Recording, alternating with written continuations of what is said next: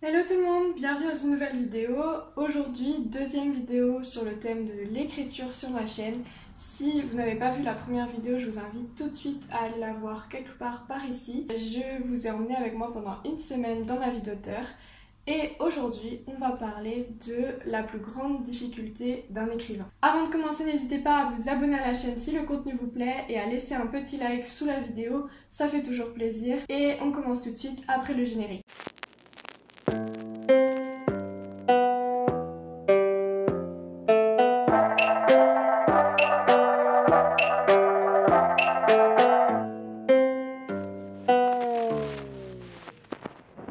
On va parler d'un sujet que je voulais aborder depuis un certain temps, qui est la plus grande difficulté d'un écrivain, ou en tout cas une des plus grandes difficultés pour un écrivain et plus généralement pour un artiste. Bien sûr, tout ça dépend de chacun, mais ça me tenait vraiment à cœur d'en parler parce que je pense que c'est très important de se rendre compte de cette difficulté afin d'améliorer ses écrits et d'éviter de refaire cette erreur tout simplement. Vous serez sûrement d'accord avec moi pour dire que lorsqu'on crée quelque chose, on a tendance à y confier une partie de nous-mêmes, une partie souvent intime ou en tout cas quelque chose qui nous tient très à cœur, puisque c'est quelque chose qui nous touche forcément, qui nous représente et que par définition c'est l'expression même de soi. Alors souvent, lorsqu'on essaye d'écrire un livre, ou bien de réaliser une peinture, un dessin, ou de composer une musique, ou toute autre forme artistique, on a tendance à avoir du mal à prendre du recul par rapport à notre œuvre. Je parle ici d'œuvre au sens de production artistique quelle qu'elle soit, sans rentrer dans des questionnements sur la qualité ou la beauté. Donc, on va resserrer le sujet autour de l'écriture, même si on peut, comme je l'ai déjà dit, l'élargir à toute autre forme artistique. Lorsque vous écrivez, vous vous êtes sûrement rendu compte que vous aviez beaucoup de mal à effacer, supprimer ce que vous veniez d'écrire. Et même si on vous a dit que ce paragraphe mériterait d'être supprimé, ou que au fond de vous-même vous savez que ce texte ne fonctionne pas dans votre histoire, vous allez toujours faire face à ce dilemme qui est: est-ce que je supprime ce que je viens de faire, ou est-ce que j'essaie de rattraper tant bien que mal mon écrit? Alors je sais, supprimer une page sur laquelle on vient de travailler pendant 1 heure va sûrement nous crever le cœur, mais c'est une étape très importante dans le travail d'un écrivain et plus généralement d'un artiste, car cela prouve que vous savez développer un regard critique sur votre travail. Dites-vous aussi que c'est comme ça que vos écrits vont devenir plus professionnels, plus matures et beaucoup plus cohérents. Et là-dessus, j'insiste sur le mot cohérent parce que c'est en prenant du recul sur l'attachement très compréhensible que vous pouvez avoir vis-à-vis de votre travail, que vous allez élever votre histoire vers un autre niveau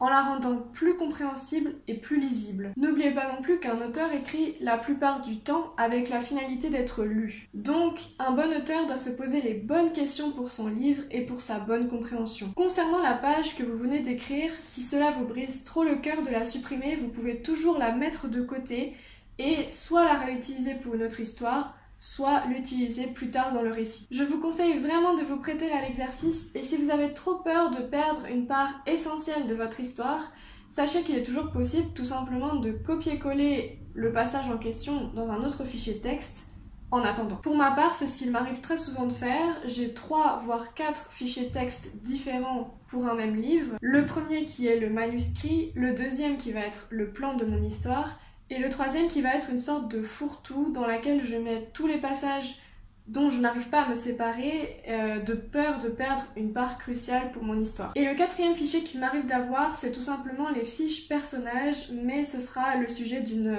autre vidéo YouTube. Néanmoins, entre supprimer définitivement un passage de votre histoire ou le mettre de côté, il y a quand même une différence. Car supprimer revient à repartir de zéro, ou en tout cas repartir avec un regard tout neuf sur votre histoire, car désormais vous savez quelle direction vous avez prise et qui n'a pas fonctionné, et donc vous pouvez tout simplement vous diriger vers une autre direction pour votre récit. En mettant de côté votre texte, il va rester quand même quelque part dans votre esprit, et vous n'allez opérer que la moitié du vrai processus qui est de recommencer. Alors recommencer, ça n'a rien de grave, il faut souvent beaucoup d'essais avant d'arriver à une forme qui nous convient et qui convient au récit. Dites-vous que vous êtes au final comme un peintre qui, avant de réaliser son œuvre finale, va passer par plusieurs croquis, brouillons et tests. Pour vous donner un exemple et vous montrer à quel point la peur de supprimer est présente dans plein de domaines artistiques, j'ai eu l'idée de faire cette vidéo suite à un montage vidéo que j'ai réalisé pour un vlog sur l'Irlande et je m'accrochais à cette idée première d'utiliser telle musique pour mon montage parce qu'elle me rappelait tout simplement la musique qu'on passait dans la voiture pendant les road trips au lac du Connemara. Pourtant, au moment du montage, je me suis rapidement rendu compte que la musique ne collait pas du tout aux images. C'était donc une musique qui relevait tout simplement de l'émotion et du souvenir que j'avais de mon voyage en Irlande,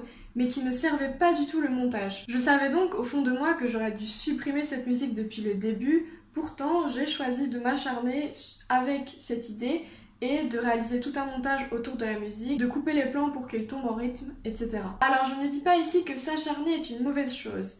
Parfois, persévérer sur une idée qui semble mauvaise à première vue peut au final s'avérer très bon. Mais je pense qu'il est aussi bon de savoir laisser tomber, de tenter des nouvelles choses pour atteindre un résultat qui nous satisfait vraiment et qui surtout améliore notre production. Donc pour revenir à cette histoire de montage vidéo, le lendemain j'ai décidé que j'allais finalement supprimer cette musique. Je l'ai radicalement retirée du banc de montage et j'ai réalisé un autre montage à partir d'autres musiques. Au final, j'ai trouvé que le résultat correspondait beaucoup mieux à ce que j'attendais pour le montage final, autant au niveau du sens des paroles que de l'ambiance et des émotions qu'elle créait. Alors voilà, si vous avez envie d'essayer mon conseil et de voir si votre livre s'en porte mieux ainsi, n'hésitez pas. Et si vous n'êtes pas sûr de savoir si votre texte mérite ou non d'être supprimé, vous pouvez toujours demander l'avis d'un proche. Ils ont souvent un autre regard sur votre travail et peuvent très souvent l'aider à s'améliorer. C'est tout pour moi, j'espère vraiment que cette vidéo vous aura plu. Si c'est le cas, n'hésitez pas à vous abonner à la chaîne, à lâcher un petit like, à activer la cloche.